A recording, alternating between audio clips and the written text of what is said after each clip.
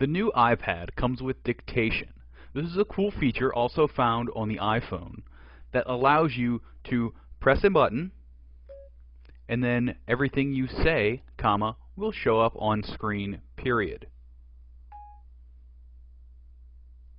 So all you have to do is talk and you can create documents, emails, really anything. And you can do this anywhere that you have a text entry box. We've seen this before on the iPad with dedicated apps, but now that you can tap the microphone at the bottom of the screen, it's much handier. I'll share 5 tips to help you dictate to your iPad better. The first is to speak in short, quick bursts. If you don't use short, quick bursts, you'll end up rambling and adding more than you need. You also need to speak in short bursts because dictation will eventually time out. If you're going to use the iPad, I really recommend using a headset. Without a headset, you have to hold the iPad up to your mouth to get accurate dictation. Same goes for the iPhone 4S. Bluetooth or wired, using a headset will equal better dictation, period.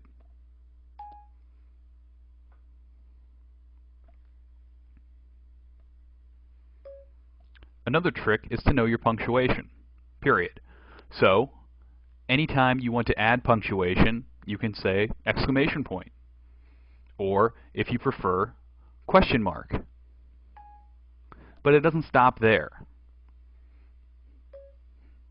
You can also say something like, quote, this is really cool, end quote, new paragraph, how's it going, exclamation point.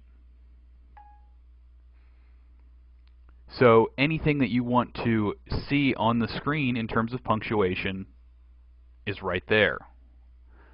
One thing that you'll need to be aware of is common issues with dictation.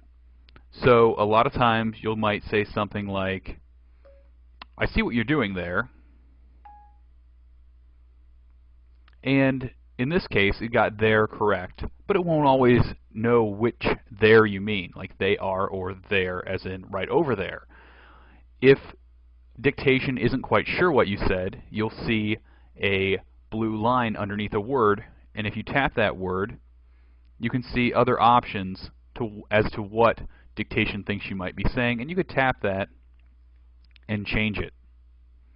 Handy way to figure out what's going on. My final tip is to proofread or edit your document as you go.